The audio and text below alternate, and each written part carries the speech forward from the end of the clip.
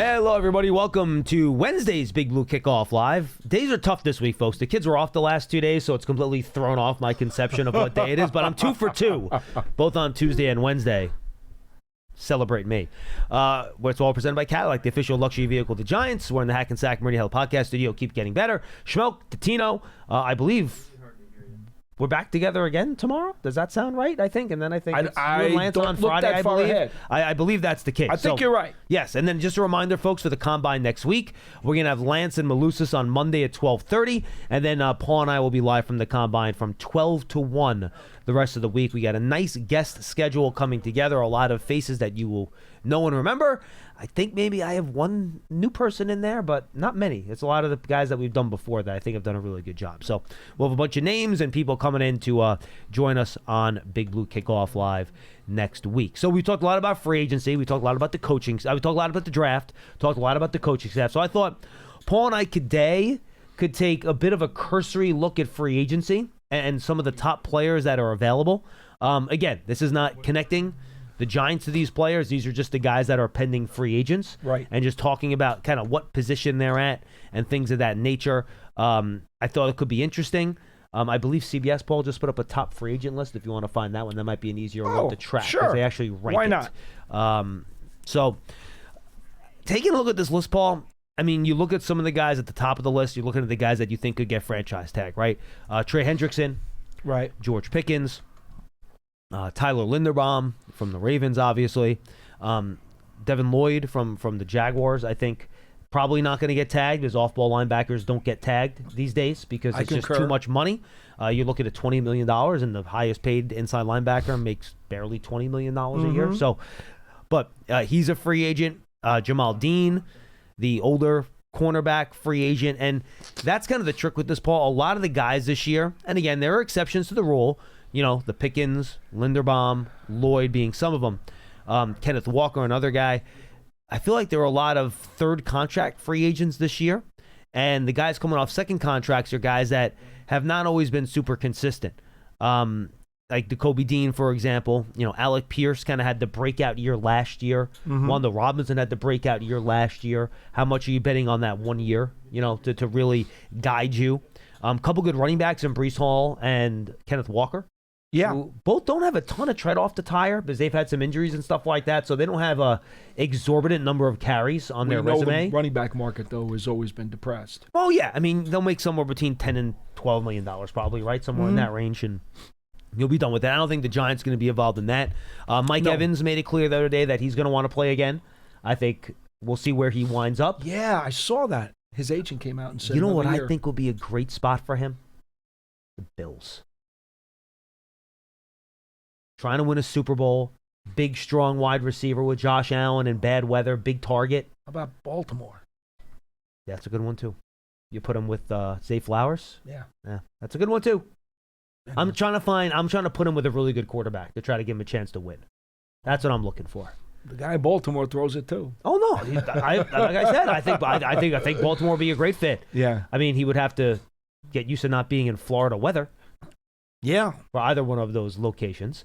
Well, what about the 49ers? It's not a bad fit either. They don't have a ton of cap space, and they need some help with the pass rush. But, yeah, no, that's not bad. Jalen Phillips, now with the Eagles, obviously. Does he come back on a one-year deal, a multi-year deal? What does that look like? Yeah. That'll be important because Philadelphia does need their pass rushers. And this isn't a free agent situation, but how do the Eagles handle A.J. Brown? I think that's interesting too, right? That to me is one of the big pivot points of this offseason. I'm sure we'll talk about this at the Combine with whatever guests we have on. But what the Eagles decide to do with A.J. Brown, I think will be very, very interesting because there's the money component that they have to deal with, right? Yeah. And then the him and Jalen Hurts component that they have to deal with. Yeah. See, we don't cover the Eagles on a daily basis, so we don't know how much of that smoke is really fire and how unsettling some of his comments over the course of the last year have been. Well, let me put it this way. You talk about there being smoke when there's, where there's smoke, there's fire. Do you remember 2 years ago when you had the big forest fire in Canada? And you had all the smoke sweeping in, and you went into and it was like all like orange and gray outside? That's the level of smoke that seems to be pouring out of Philadelphia over the last 2 years. You know, though, to be honest, John, we had that very conversation the off season going into their Super Bowl. No, that's true. You're right about that. And we thought that they were going to implode. We thought things were going to collapse. We saw guys getting older and slower. And then with the supposed infighting, and then what happened? For somehow, some way, yes, they signed Saquon Barkley, which was a big deal, but somehow, some way, they got lucky in the draft, and then everything came together, and they won a trophy. I'm not saying that the Eagles aren't going to still be good, though. We got to see what happens on their offensive line, too. Rumors Lane Johnson and/or Landon Dickerson might hang it up this year. I guess all I'm saying is I hesitate before talking about their potential slippage. I'm not saying. When did I mention the Eagles were going to slip? I just asked what they would do with A.J. Brown. But that could lead to some slippage. Well, it depends what you get back. That is true, too. Depends what you get back. Kyle Pitts is an interesting free agent. He's kind of hit it in his final year of his rookie deal. That's someone to keep an eye on over the course of the offseason. Those are the big names here, Paul. And obviously the big free agents for the Giants coming up this offseason. We've talked about them a lot. Wando Robinson, Jermaine Illuminor, who PFF has as the second best offensive tackle out there. You have Cordell Flott at cornerback, Micah McFadden at inside linebacker, and Greg Van Roten. So those are 5 starters that the Giants have that are going to be unrestricted free agents this offseason. So that's a lot. And if you want to throw in Daniel Bellinger, who's kind of half a starter, the Giants played so many 2 tight ends last year. Right. He's kind of half a starter. And it's some big decisions, and the Giants, do not have a ton of cap space. You look at over the cap in these other sites. You can create more by renegotiating and doing all that stuff. I get it. But if John Harbaugh wants to bring in some of his own players, right, to kind of bring his program here, coaches always like to do that, right? Bring in guys that he coached before to bring the program over. I don't know what his stance is on that, who he would want to bring in. But if there are players in that category that would qualify, how do you manage that, along with bringing back the players that frankly were some of your best and most consistent players last year on both sides of the ball? And as much as we're going to talk about the draft at the Combine, we are going to do free agency as well. But this is, to me, the draft is always the most important by default. It is. It's always the most important by default for the long-term future of your franchise. But how the Giants handle free agency this year might actually impact 2026 more than the draft does. Oh, yeah, I absolutely agree with that. Now, part of what we don't know, you mentioned Harbaugh before. Yep. And I do think he will wind up signing at least a couple of guys off of the Ravens roster. I do. Again, we have no evidence of this. We have no evidence. It's just what we've seen with coaches before. Just the way it works. Mm-hmm. It just does. Now, the interesting part about this is, and I mentioned this to somebody, I guess it was about a month ago, right when it became apparent that Harbaugh was going to be available that week when they lost to the Steelers. And I said, I know that there are no huge discounts amongst players anymore. It just doesn't work that way. Everybody's out for themselves, and they want to maximize what they can get. That's correct.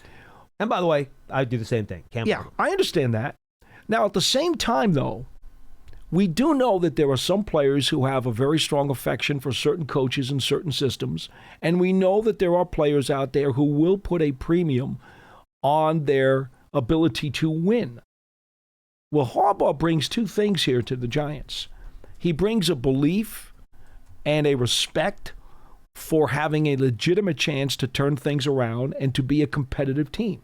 That's certainly part of an equation that a free agent's going to want to look at. The second thing is, in terms of the guys that he might want to bring from Baltimore, it's not unusual. I remember when Tom Coughlin came here. Remember when Pete Mitchell wound up coming to the Giants as a free agent? A little before my time. I do remember when he came here as a free agent, but that was long before I was in the building, obviously. I mean, and people thought, Coughlin was an ogre in Jacksonville, and people down there were all upset with his discipline, and nobody there would in their right mind want to come to the Giants. And Pete Mitchell wound up coming here as a free agent. Actually, let me correct myself. He was with us in the 2000 season. He was here before Tom, but Pete understood that Coughlin gave the team a chance to win, and he wanted to, he wanted to express when he got here how much he appreciated that. So what I'm saying is, the one or two people that maybe they get from Baltimore, and I'm not going to put Linderbaum in this category because he's going to get paid. But for someone who is out there saying, you know what, I really want Ricard on the Giants. Ricard's not going to get a big check. He's a free agent fullback who's not going to command Fort Knox. I think you look at what Kyle Juszczyk's last contract is. Sure. But my point is, you might be able to get him. And he's probably less versatile than Juszczyk, too, by the way. Yes, he But is. anyway. He's definitely less versatile. But you could probably get somebody like him to shave off a little bit of his request. Yeah, to stick with a Harbaugh and come to a situation like this. I agree. You might get a few dollars off. Well, I would go back to like when Jihad Ward came here. Great example. Side, right? That would be the great type example. Of that you'd be looking He for. wanted to play for Wink Martindale. Right. Great example. Great example. He wanted to play for Wink. And so, yes. So I think there's a possibility that we'll see a couple of Ravens, and they may not necessarily be expensive Ravens, land on this team this year. Yeah, I don't think that has to be a superstar Raven. I think it just has to be guys that understand the program. Right. Which to doesn't me have to be, but it would be guys that which is the program. opposite of a very common theme out there that, they've got to go after Linderbaum. I personally believe that that's an expense they're not going to entertain. Look, we're not connecting to a player that's still technically under contract. The league year hasn't told Right. yet. But we're not doing that. But just in terms of the position, the Giants are going to have holes at a number of different spots. Again, we talk about 5.5 starters that you're losing, right? And someone's going to have to start in those spots. To bring in a guy at a position where you already have a starter, and I'm not sure either one of those two players can move to a different position. I'm not so sure they can. Me neither. That's using a lot of resources, but not filling a hole. Right. I don't know if when you're team building, you can afford to do that. I don't think you can. And I only bring him up because there's a lot of fans and media who are immediately making that connection because they're seeing the Ravens thing. And I get that. And I get the Ravens thing. I just don't think if any of those Ravens, whoever the Ravens free agents are during this offseason, I think it's a lot more likely that an inexpensive Raven winds up here. That's all I'm saying. Do you agree that if they bring in a veteran wide receiver, they would just bring back Wan'Dale rather than bringing in a different veteran wide receiver? I don't know if I agree on that one. No, I'm asking you. That's why I asked. Yeah. I wasn't stating a fact. I was asking you the question. I don't think so. I think if I had to go yay or nay, I suspect if they're going to spend some decent money or maybe even a little more than decent money on a wide receiver, my suspicion is it's going to be somebody from outside the building, and it will not be to re-sign Wan'Dale. Interesting. Why do you say that? Because there may be somebody on the marketplace, and I haven't. Let's look at the receivers. I got them right here. This again. I'm just reading off Pro Football Focus's list here. George Pickens, Alec Pierce, who will be way too expensive. Yep. Don't go there. You're right. Mike Evans, Deebo Samuel, not the type of receiver you're looking for. No. Juwan Jennings, who's kind of a bigger possession receiver, but he's almost 29. Right. Rashid Shaheed, Romeo Doubs, who I think could be an interesting addition. Dobbs, that's not a bad one. Yeah, Dobbs for me is probably the most intriguing of the names you just gave. And I think he would be in Wan'Dale Robinson's neighborhood. I think he would be. Christian Kirk, Keenan Allen, then you're getting to the, DeAndre Hopkins, Jalen Nailor type. So it's not and look, this is like we talked about how stacked this draft class is with wide receivers, maybe not any superstars, but some really good players. Yes. So I would hesitate using a big chunk of my free agent money on a wide receiver, unless you want to bring Wan'Dale back, which I would totally understand.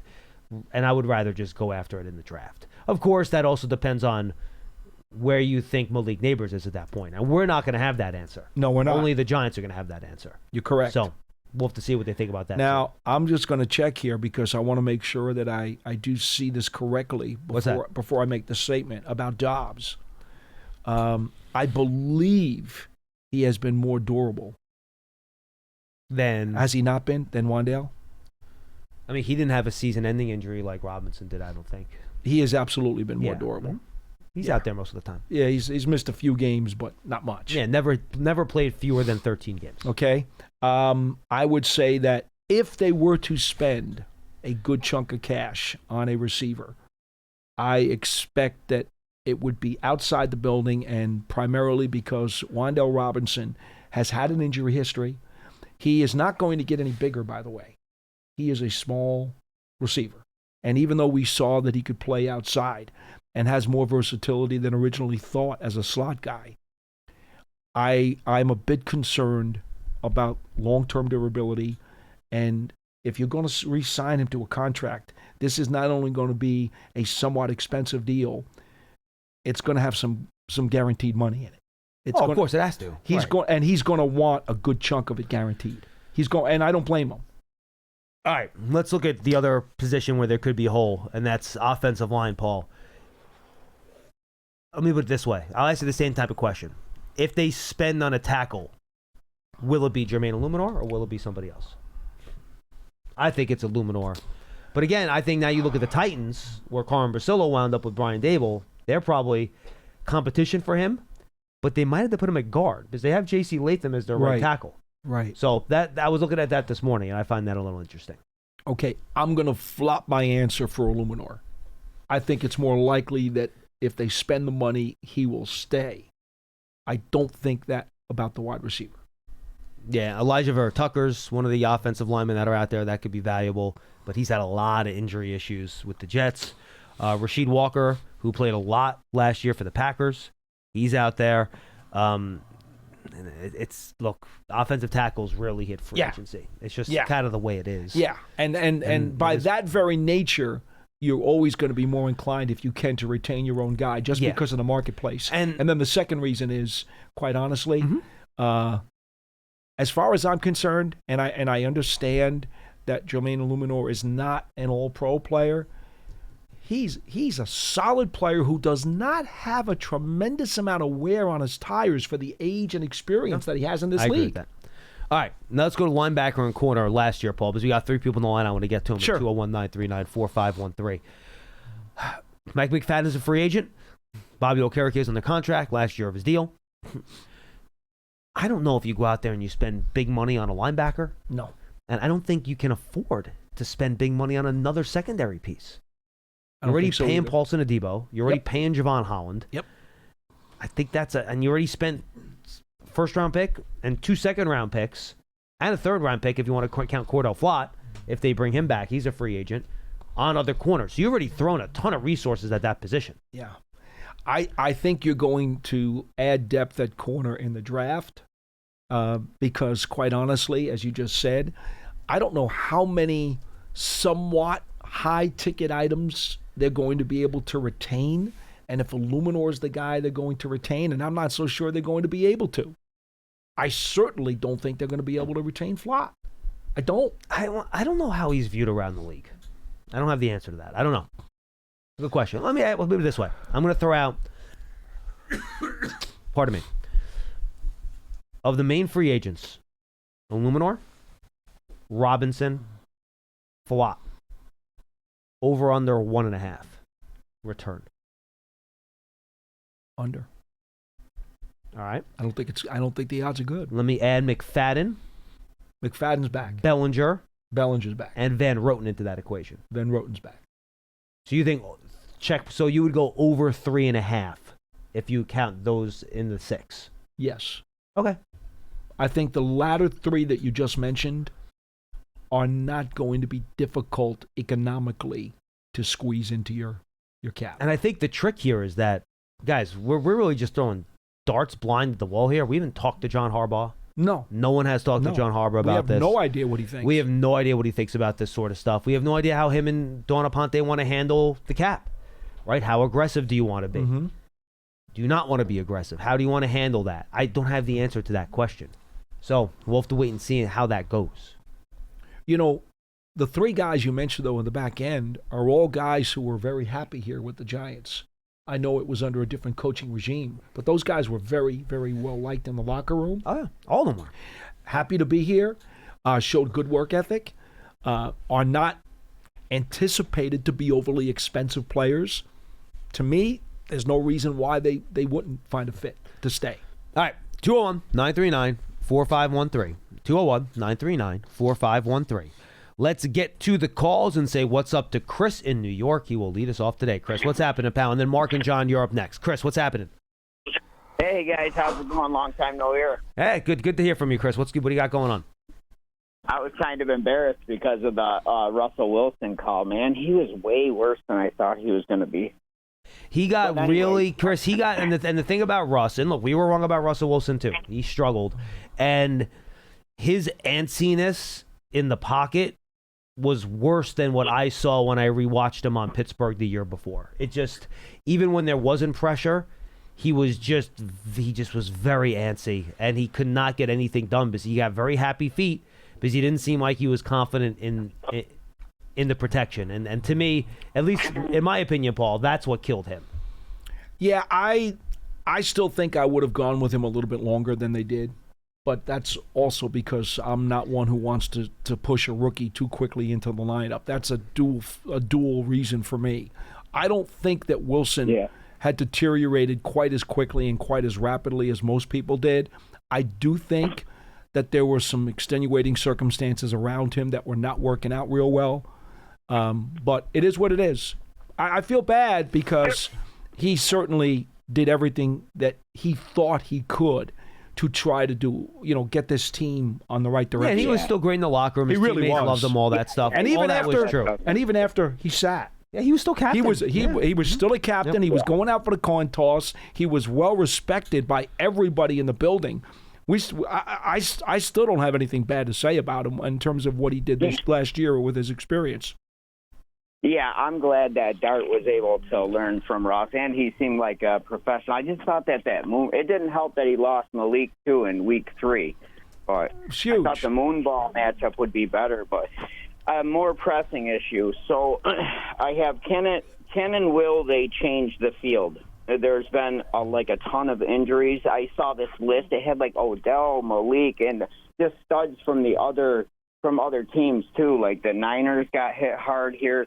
There's just been a lot of injuries. Is there any talk about the field being changed? They did last year, Chris. They changed the field? Yeah, the field got completely ripped out, and they put a whole new turf system that matches around 8 or the other 9 other teams that have it around the league. It's the recommended turf system that the Players Union actually favors. So I don't see them ripping it up again. No, and again, the people that want to put the grass in, we saw tons of injuries on grass this year. It happens too, and when you have 2 teams playing on the field every week in this type of environment in terms of the weather, it gets very hard to keep that grass field in good shape. Yeah, I didn't think about that. And then the second thing I wanted to pick your guys' mind is, do you guys think that we should go offense or defense? And just say the player that we draft is a stud either way. And who is the highest graded player that you have? Okay, good question, Chris. Appreciate the call, man. Thank you very much. All right, so I'll go 2 in a row. Number 1, if I'm guaranteed a stud, offense or defense, I would pick offense. Wow. Given the whole wide receiver, with Wandell potentially not being here, Neighbor's injury, 2 holes on the offensive line, give me the stud on offense. Depending upon how the dominoes fall in the next month, I could agree with you.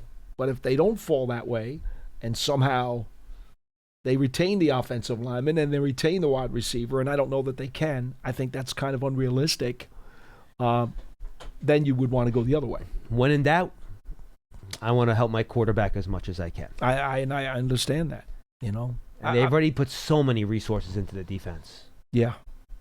I'm just... Look, you know me. I'm leaning to Tate right now. After we get back from the combine, I may feel differently. But that's where I'm leaning right now. And I think that it's very, very, very, very important to give Jackson Dart the kind of context that he's going to be able to succeed in. We saw Eli Manning over the last few years with the Giants not have the context around him to succeed. And the Giants...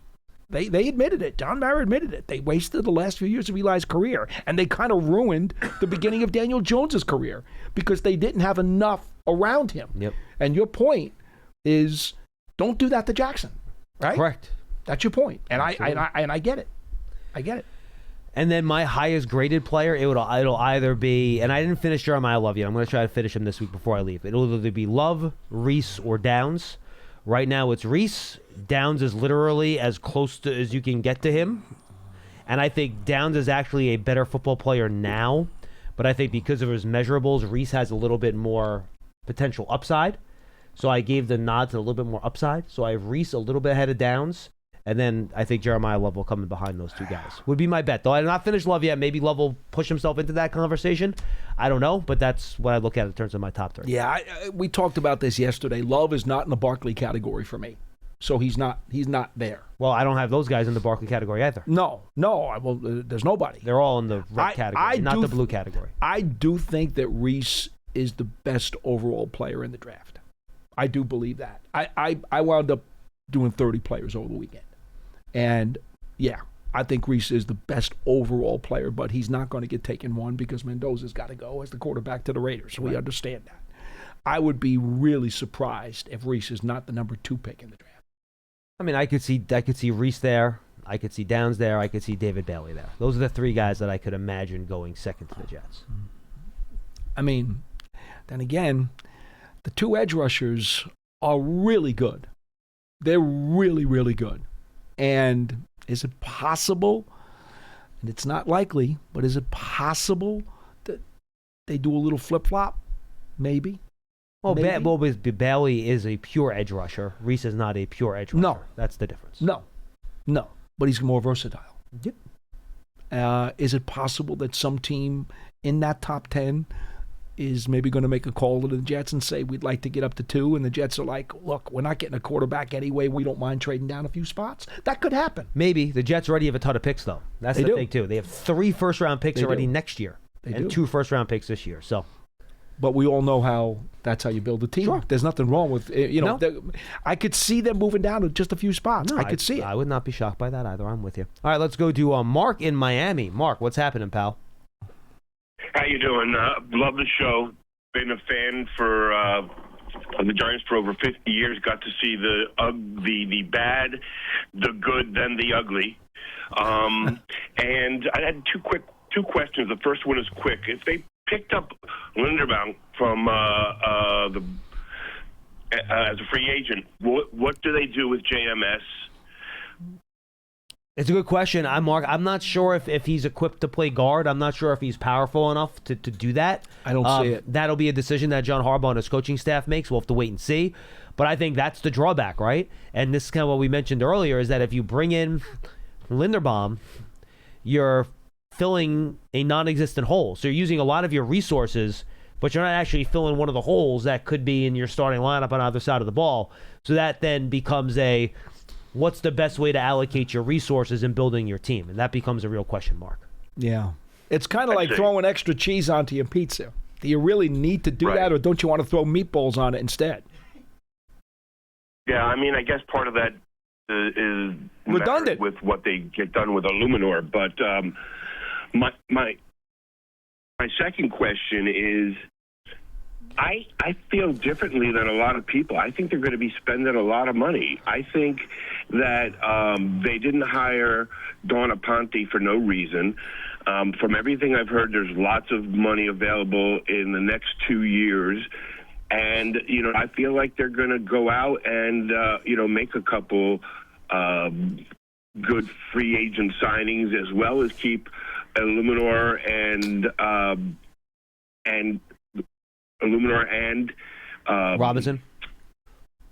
Robinson, and also Flott. I just feel like they brought her in. She's going to make a whole big splash. And, I'm not saying it's going to be like the Patriots, but I think it's going to be a lot more spent than you guys think. Well, look, Mark, you have to free up the money to do it. I mean, if you look at the Giants' cap situation, they do not have a ton of functional cap space at the moment. And Mark, appreciate the call. Good stuff. Thank you very much. I don't care who your cap person is. You can only do so many things mathematically with contracts. The pocket is only so deep. Right. I mean, you can only move money around so much. That's it.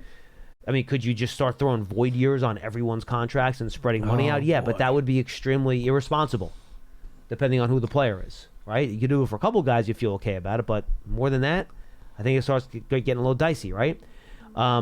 So would it surprise me if they brought in a good amount of guys? No, it wouldn't, just because, again, you have a new coach, you want to bring in his own players and his own guys.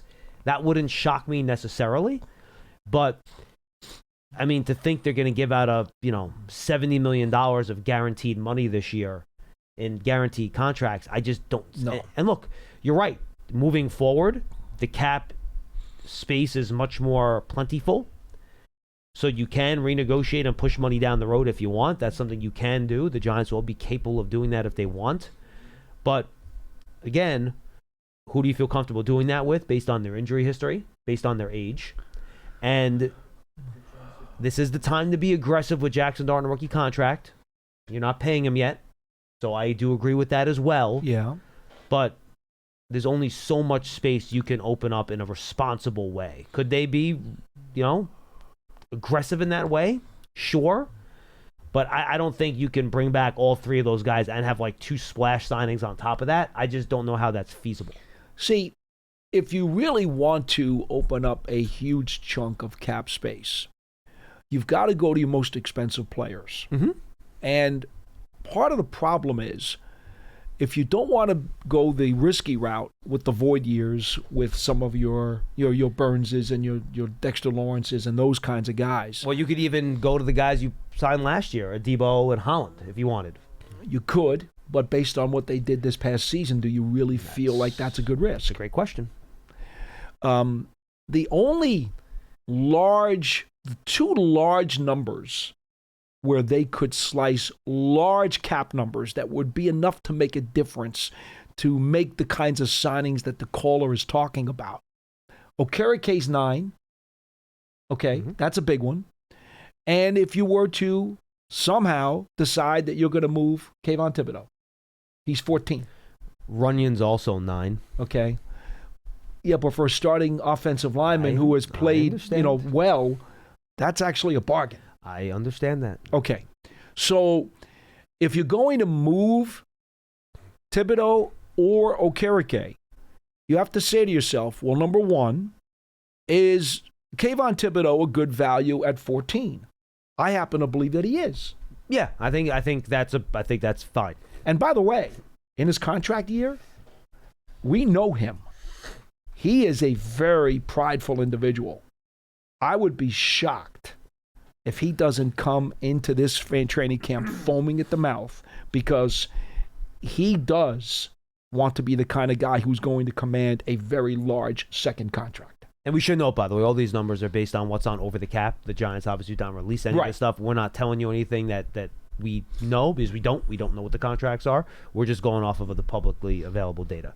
Anyway, there's a common theory amongst players who are going into their contract year, and that is you milk them for everything they're worth because they are looking for a big payday.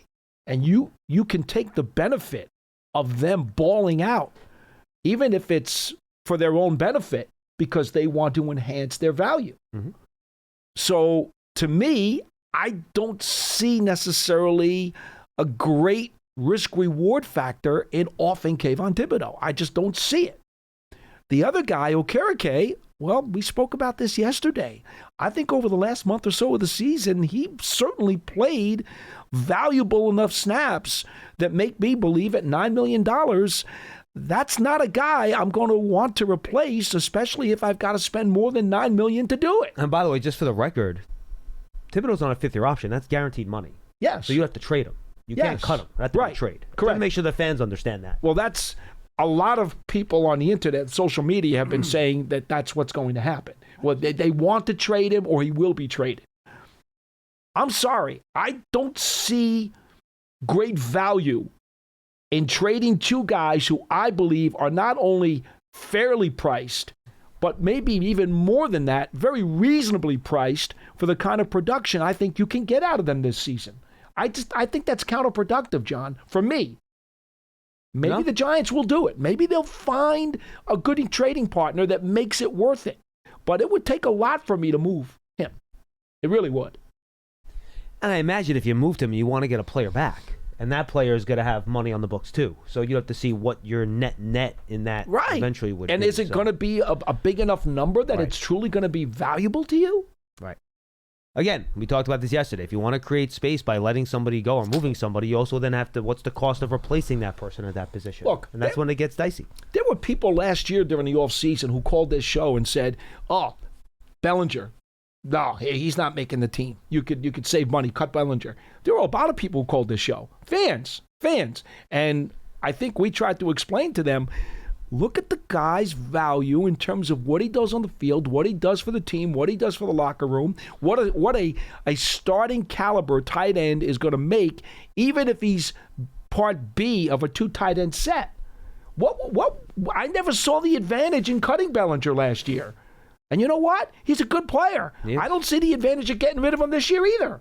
I don't. All right, let's go to John in Cape Cod. He's up next. Hey, Johnny.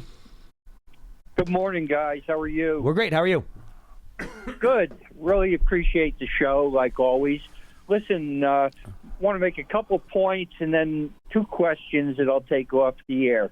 First of all, you read my mind, Paul. I think Bellinger is a really undervalued player. He's a warrior, and from the day they drafted him, he's done everything they've asked of him. He's a great blocker. He drops almost nothing when they choose to throw the ball to him, and he's a tremendous blocking tight end who also can play fullback.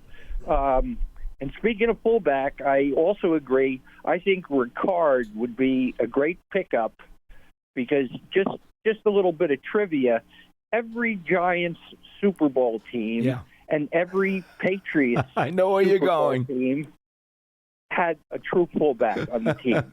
Okay? And for those people out there who think it's still a passing game, take a look at this Super Bowl. There is no doubt without Walker, Seahawks probably wouldn't have won that game. And at the end of the day, defenses still win Super Bowls. 2 questions, and then I'll get off, guys. Yeah. Number one, we talked about further refinements in the salary cap. And Paul, you talked about the government shooting down something a few years ago. Well, every time there's a new administration in Washington, everything changes. So maybe it's time to take that back again and talk about salaries by position to end a lot of the problems that are all over the league having to do with cap money. What do you mean? And can you be with John? What do you mean? Like eliminating the cap? Like what do you mean? No. We talked several weeks ago. I said they should have an overall cap, which is a great idea, but go one step further and set a cap based on league averages by position. Well, John, because they're paying a fortune to quarterbacks, and it cuts into all your decisions on who you keep and who you let go. No, look, John. The only thing the government would do is rule that the salary cap is illegal, and that's something that could happen in the government. In terms of salary caps for positions, that's something that have to be collectively bargained between the players and the league, and the league players will never going to agree to that. No. So, yeah, well, you know what? You're probably right, John. But if the players don't agree to that, then they're being short-sighted, because it means at the end of the day, a lot of players get screwed because there's nothing going on with them except cap money. John, here's what one of my suggestions that I've talked about for many years. And John can appreciate it sitting right here because he's a huge NBA guy. The whole bird rights thing. I think part of what you could do to save the stability of superstars with franchises and to allow them the opportunity to still make their money and still keep the chemistry together of certain teams is if you granted, quote, bird rights. Now, with 53-man rosters as opposed to the NBA when you have 13 guys on a roster, Maybe you need to have potentially 3 bird right players. Like we named franchise tag players. We named transition tag players. Maybe you allow every team in the NFL to have 3 bird right players that you can go over the cap to keep those guys. Are you ready to learn luxury tax, first apron and second apron rules when we have these discussions every February? No, I know. Because they suck. No, the rules are terrible. It's ruined the NBA. I know. It's really terrible having to learn all those rules. Oh, well, you're capped at the second apron this year, and now you can't acquire a player that's more than 105% of the salary of the player that you're sending out, and you can't put players together in trades. It is, and Pearson can speak to this too, the NBA system is so complicated where we follow it closely, and I've given up on having all the details memorized. It's a freaking... The machinations are crazy. The Celtics just dumped like 4 players just to get below in a the certain machinations apron. are nuts. I don't know anything in detail about how those aprons work, except that I'm sick of hearing it when it came to the Knicks. Right. I got so disgusted of it, I just basically tuned it out. Well, do you know how many times you'll be hearing the word apron in the National Football League if they put in the rules like the NBA? You'll want to slam your face into the table. I'm with him, though, in that I don't like the system the way it is. And I would like to find a way to somehow be able to prevent the cap from destroying the chemistry of teams and ripping good players away from squads. You're right, Paul, and I appreciate your views, John. But clearly, something's got to be done when it's so heavily weighted toward quarterbacks. I know it's the most important position on the field, but it impacts so many good players. If the league's built itself into $1 billion business, if they want to take the long view, and that includes the players' union, they got to do something to keep good players from getting thrown under the bus. The good players aren't thrown under, John. They get paid somewhere. It's not like they don't get paid. They get paid somewhere. I know, but when they're not being paid by the Giants, that's my problem. But the Giants aren't even paying a quarterback, John. The Giants haven't paid. The Giants aren't paying a quarterback. We've got a wonderful quarterback, okay, and I think he's got a huge high ceiling. But in a couple of years, he's going to need the big bucks, and that's going to impact every other position on the team. Okay, you want to laugh, John? I'll get off the air. Yes. But I want to leave you with one last question. And Paul, I know you're right on top of this. Do you think the fact that this Hall of Fame sham and snubbing Belichick is going to create a tipping point where they do something to change the voting? Because we all know there's some really great players out there who are just being tossed aside. And I'll start with Phil Simms and Otis Anderson and go from there. All right, guys, enjoy the show. Thank you. I appreciate it. Here's the problem. If you start creating these exceptions like bird rights for certain players, Paul, do you know what's going to happen to quarterback contracts? Yeah, I know. They're going to get bigger. I know. Because the teams that say, well, hold on, we're not going to be restrained because we can go over the cap. So the quarterbacks will get paid more. Okay, but the reason the NBA system works is that they have max contracts. Mm-hmm. They have max contracts for players. The NFL does not. No. And that's never going to get put in. Now, again, I haven't gone through all the details of how this whole thing would work, but here's the one thing I can say on the face of it. Yes, you're right about the quarterbacks. You're going to start using bird rights on those quarterbacks, and their numbers are going to go nuts. But at least that doesn't prevent you now from signing your premier pass rusher. Well, you're assuming that owners aren't going to be constrained by simple cash spending. Again, I don't know that there's a perfect way to deal with this. The perfect way was Plan B, and the government ripped that apart. And small market teams will not be in favor of that. Well, it has to do with like labor stoppages and stuff like that with the NFL Players Association more than the government. Now, to give John a little bit of an idea as to what we're talking about in terms of trying to create flexibility with an overblown quarterback's contract, Patrick Mahomes just redid his deal according to the national media today, right? And he was going to make over $70 million on the cap. Well, that was his cap number, yeah. Okay, and now apparently the new deal, they converted $54+ million of his salary into a signing bonus that changed his cap number for this fall from $78 million to $34.5 million. Mm-hmm. Okay, and that's exactly the thing we were trying to explain yesterday with Brian Burns. Exactly. Exact same thing. Exactly. Now, what we have also told you is that players, 99 times out of 100, are very willing to do that. And as John said, now it's worked into some contracts because now they're getting the money up front. Everybody loves to get the money up front. Yeah, you'd rather get a big bonus check in March than getting game checks every week from September to December. Absolutely. You can invest the money early. You can start cut out the interest on it. You can put it in the old mutual fund, whatever these fancy things that I'm sure the rich people have much better mutual funds than we do. But you can put them in some type of deal where you can make a lot of money off of it. So that's what's happening now. And Mahomes just did it, and we see the numbers are dramatic. I mean, that's huge. 78 to 34.5. That is a huge amount of numbers that we're talking about.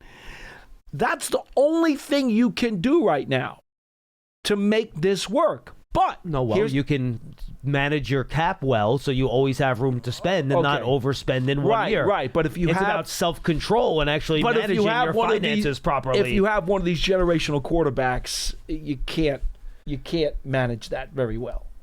You're going to have to get them the money. No, that's fair. I can't argue that. That's fair. So now, what I don't know is, because all the specifics are not out this morning, by giving him that bonus money, you now have a lot of adjusting to do over the next several years. Yeah, that's fine.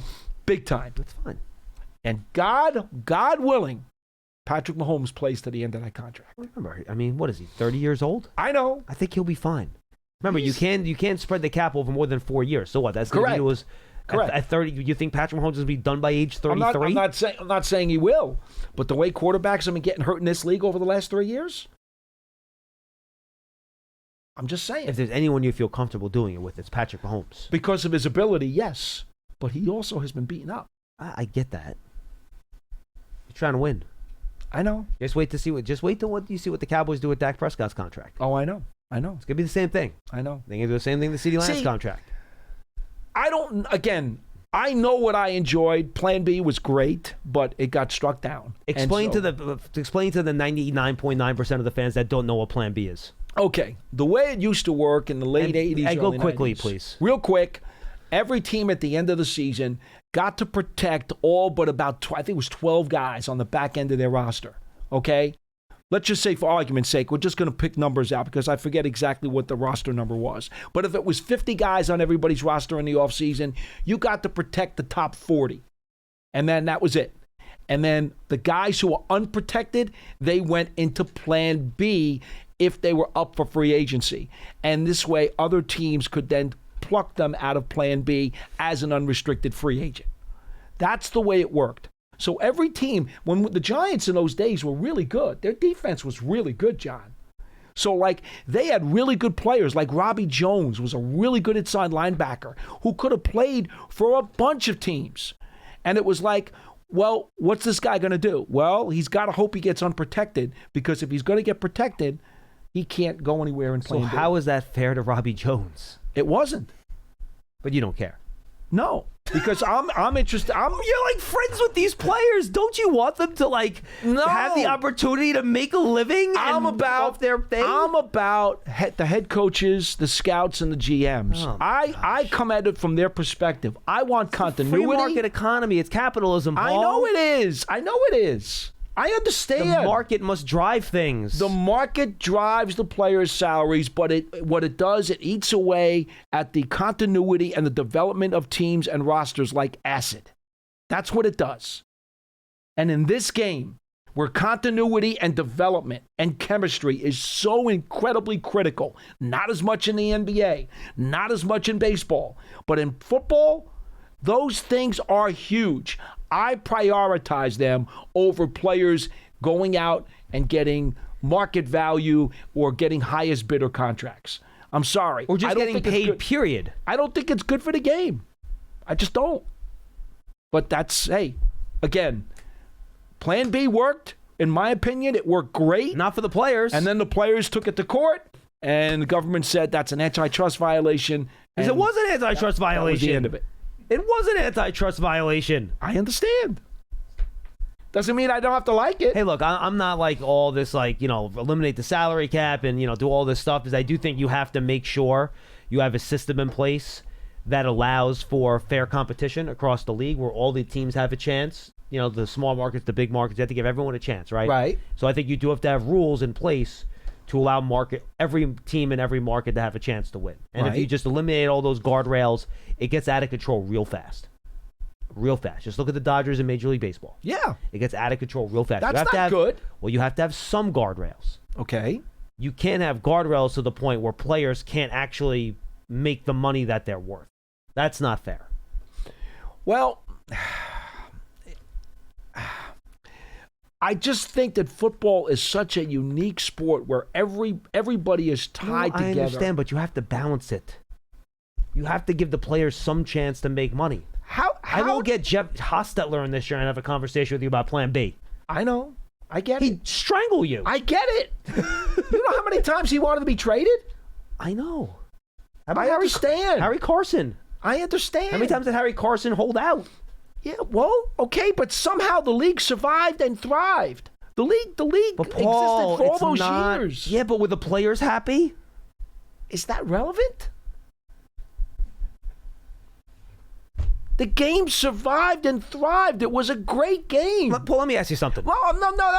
Let me ask you before you do this. Hold on. The Pittsburgh Steelers Steel Curtain Dynasty never could happen today because of free agency and the salary cap. Is it better for the league that more teams have a chance to win?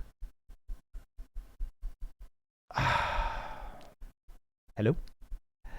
Is the league more popular now than it was in the 70s and 80s? The answer is yes. Does the league make more money than it did now than in the 70s and 80s?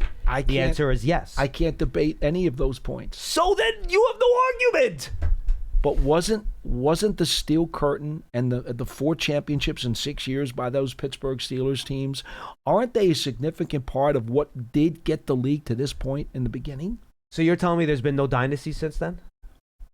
Honestly? Did you watch the Patriots for 15 years? But that's what made the Belichick and the Patriots so incredibly unique. All right, how about the Chiefs? The Chiefs are a mini dynasty. Paul, they were in the AFC Championship every year for 5 years. And they won 3 Super Bowls. I get it. But that's not a dynasty? Yeah, but you know what? Are you drunk? But you know what, though? Back in those days when you had the Packers in the 60s and then you had the Chiefs in the late 60s, early 70s, you had the Dolphins, you had the Cowboys, you had the Steelers, you had the Vikings, went to 4 Super Bowls. You had great teams and you still had a bunch of different teams that won. The game was great.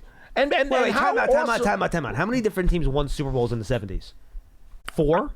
You know what? I don't know offhand, but it's because the Steelers monopolized it. And the Cowboys. And the Patriots just monopolized it, in the last 2 decades. Well, that was spread. The Patriots down to what? 7, Pearson? 6. 6 over 20 years. It's less than a third. Look, I got tremendous enjoyment, even though I was not necessarily a Pittsburgh Steelers fan or an Oakland Raiders fan, by the way. You enjoyed watching the Giants in the 70s when they had no chance to make their team better because they couldn't sign free agents? That was a lot of fun for you? All I'm saying is that the quality of the game suffers because by doing what we're doing, we're just creating more mediocrity. Yes, there's more parity, but parity is mediocrity. I mean, look, I'll tell you this. I will say this. And this is the last point I'll make, and I'll just let it go after this. When you think of those Hall of Fame teams, those incredible Vikings teams, Raiders teams, Dolphins teams, Cowboys teams, Steelers teams. No, you will not have teams as good as those today. That is true. Those teams were special. But is that good for the league, though? Well, if you love the game, don't you love seeing some elite product on the field? We'll never see that type of elite product again. We did in 2007. Well, Giants beat them, but the Patriots were one of the best teams in the history of the NFL. The Patriots that year. It's not even a question. I don't think they would have beaten the Steelers. The Steel Curtain. But it's a question. I suppose. Again, it's all in context. Yes, in this environment, that was the greatest team in this environment. But the 85 Bears, we'll never see that again. They lasted 1 year. Right, but the point is, you can't put, well, I guess you can put a team like that together in 1 year. The Ravens did that. The Ravens did it for 1 year. I guess you could still do it for 1 year. I get it. Anyway, It's just hard. It's just hard when you go through the Hall of Fame and you see all of these greats of the game and you realize the level that they played at, and that, you know what, it's going to be next to impossible to see that kind of competition at that kind of level again. It's just hard. Just hard. That's all. I know, but half the league isn't hopeless when the season starts. And I understand that too. Or even 2/3 of the league, to be honest. I understand that. All right, we got 2 more calls. I'll make sure we give you guys time. We're not going to rush you off the air. Let's go to Julian in Florida. Julian, what's going on? Wow. Went down a rabbit hole there, but hey, guys. Yeah, it is what it is. It is what it is. We always have that fight at least once every offseason. We have to. It's okay. We have to do it. I'm actually... You have to do it, and I was thinking to myself, man, I'd love to just sit and have a beer with these guys after work and just talk about all of these kind of I'm glad you enjoy it. That's the most important thing. That's correct. Well, listen, I'm going to keep this one short. I did have some stuff to talk about, but for the sake of time, just want to say I'm a proud, officially can say 10-year caller. I think the first time I ever called this show was when we acquired Snacks Harrison, Janoris Jenkins, and Olivia Vernon in that off season, which, if you can believe it or not, it's 10 years ago now. Wow. It was crazy. It was crazy. That was the first time I ever called. I remember how nervous I was to talk to Paulie Dots and Schmeelk, you were there, and of course Lance Meadow, and it's just I know that this is just a random February 18th, 2026, but it's a good mark for me, and I just want to say, I want to give this show credit. You guys, everyone behind the scenes, the past 10 years haven't been exactly easy for Giants fans. I know it gets hard, and I can't imagine what it's like for you guys being the gatekeepers of all these complaints that come in all the time, but fans can't help but vent, and you guys have handled it with such professionalism and patience, and at the same time, we've embraced some exciting moments, the good calls too, and even if those moments haven't been as frequent as we'd like, hopefully that changes soon. And seriously, I know this is kind of like just me spilling heart out to you guys, but 10 years feels like a long time. And from the bottom of my heart, I want to say thank you guys. You guys have been a part of my daily routine for a decade. That's cool. Through tough seasons, coaching changes, a lot of draft debates, Heartbreak Sundays, the rare big wins. You've been a steady voice for this fan Julian, base. So Julian, I want to say something to you. Blue, anyone who truly bleeds blue knows how much Paulie Dots, John Schmeelk, Lance Meadow, all the guys in the back, and everyone behind the mic and behind the scenes mean to this Giants community. So you represent with class. Proud to listen to you guys, proud to support, and I can't wait for the day to be calling in to celebrate some playoff wins and hopefully some Super Bowl runs. And here's to the next 10 years, guys. I just want to say a big thank you to you guys. Oh, Julian, thank you to you. Thank you. Because we wouldn't be able to do this without fans like you that have stuck with us for so long. And appreciate the call. We really do appreciate you guys and the fans out there that have been, and we know there's a lot of you that have been with us for this long. We have a very loyal core listener base and viewer base, and we really do appreciate that. And look, we're lucky to be able to do this, right? To come in here and talk to you guys about Giants football every day. This is a blessing. We're very lucky. Yeah. No, the team has not won a lot, and if they won more, would it make it more fun? Sure. But even with that, just being able to come in here and do this and talk ball every day it's a pleasure, and it's a lot of fun.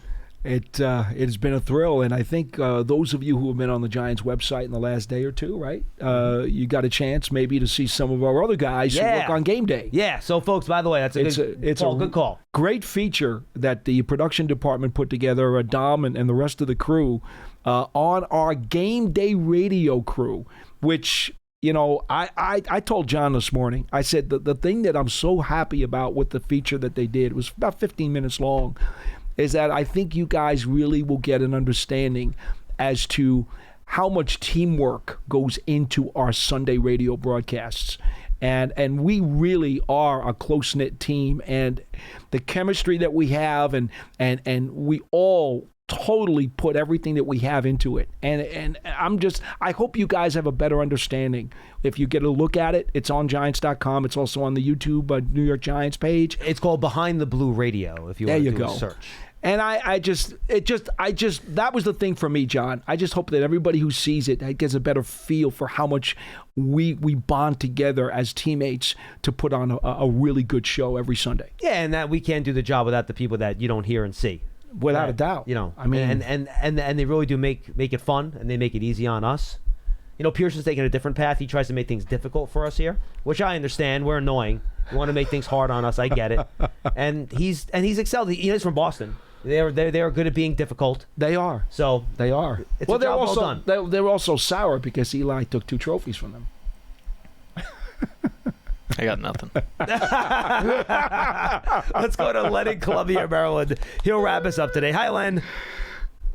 Hey, how you doing? We're good, buddy. First thing I want to do is apologize to Pearson because I'm going to talk about some different things other than what I told him I was going to talk about. That's quite all right, Len. Whatever you got. 15-minute conversation with you and Paul has just been fascinating, and I'd like to put my 2 cents in if you would allow me to. Please. Okay. I don't care what form of ownership a business has, whether it's a sole proprietorship, the mom and pop grocery store down on the corner, whether it's a partnership in all its hybrid forms, or a corporation in all its hybrid forms. It's not in ownership's best interest to pay their employees what they're worth. When you apply that to the NFL, ownership is saved by the salary cap, where they have to pay 2 or 3 people per team, and everybody else works for minimum wage. It's just not in their best interest. Well, I mean, Len, I don't think it's quite as unbalanced as you make it out to be. I mean, you have a couple dozen, 3 dozen guys on each team that are making $5 or more million a year. Yeah, but maybe they should be making more. Yeah, but again, you have to. Len, I totally, I get what you're saying, but that was my point that I made. You have to have some level of guardrails on it. Otherwise, the teams that are owned by billionaires that have a lot of flush cash available to them and are in bigger markets are just going to be able to totally outspend teams that are in smaller markets. Like the Packers would not be able to compete. They just would not be able to compete. So that's why you have to put some level of guardrail on it just for the competitiveness around the league. And we agree on that, by the way. Correct. We do agree on that part of it. I'm just looking for a little loophole somewhere. I'm looking for a little freedom somewhere. Let me switch to the weakness of parity, although I don't think that's a weakness. From the standpoint of the NFL, that's a good thing because it keeps people coming through the gates. Yep. It keeps games close, so eyeballs stay all the way through the fourth quarter. And while, Paul, people don't care about the quality of play that Jim Katkavish gave us in the 60s, 50s, and 60s, they're more concerned with what Robinson Harris can give us in 2026. Yeah. It just works that way. I have a question for both you guys. Both of you guys are older. I'm curious, because this was before I was born. Was there any year in the 70s, before the year started, where you sat there and you're like, boy, the Giants could win it all this year? No. In the 70s? Yes. No. How about make the playoffs? No. Oh, no, never. That's a problem. That's a problem. Len, tell me if you feel me on this one, Len. I absolutely lost my cookies when they signed Larry Zonka as a free agent out of the WFL. I thought signing Zonka was going to make the Giants a wild card team. And up until that moment when Zonka signed, I thought that the Giants were not allowed to make the playoffs. Paul, I named a cat Zonka. There you go. I was so convinced that Zonka was going to take it. Yeah. There was one problem with that thought. They had no offensive line. Big guy. None. He looked like Zonka. He was a big guy. Yeah. I took him to the vet one time, had to keep him overnight. When I got him the next day, the attendant's carrying this cat up. He looks across the room at me and he says, "Is this your cat?" I said, "Yeah." He says, "Great name." Does he look like a Zonka? Yeah, I got an OJ too, by the way. Len, I got you. I've had an LT, an OJ, and now John. I got an AJ. Aaron Judge. Nice. There you go. Yeah. Hey, can I say something about football, or am I out of time? No, you got it. Go ahead. Finish up. Yeah, okay, all right. Pearson has all the time in the world. Hey, okay. Coaching staff. We've got a lot of architects. And it seems like this has got to be the first time, guys, that we've had these kind of hybrid coaches pass game coordinators. Is it the first time for the Giants? I never remember it in the past. Well, they promoted guys to those positions here offensively before. So, like last year, I believe Shea Tierney was the pass game coordinator, if I'm not mistaken, correct? Didn't he get that bump, Shea Tierney? Who was that? I missed the name. Yeah, I believe the Giants quarterback coach Shea Tierney got that attached on to his title last season, pass game coordinator, if I'm not mistaken. I think so. I thought this was the first time they're using this, which brings me to the although they've really got split, it's attached to another job that they have, like the offensive, or I should say, the quarterback coach is also the pass game coordinator. Yeah, so Glenn, Shea was the new title is attached to correct a traditional title for a coach. So Shea Tierney was the pass game coordinator in 24 and 25. Okay. Len, that's the other change. Back in the day, every team had like 8 coaches back in the 80s. Now they have 30. Paul, 1956, we won a world championship. I know. With Jim Lee Howell as a coach and 4 assistant coaches. Correct. And, of course, two of them were named Lombardi and Landry. Exactly. So we didn't need 30 coaches. I know. And ironically, the Giants do have a pass game coordinator on offense. They do not have a run game coordinator. No, they do not. Offense. And I wanted to talk about Greg Roman for a second because I thought that was his specialty.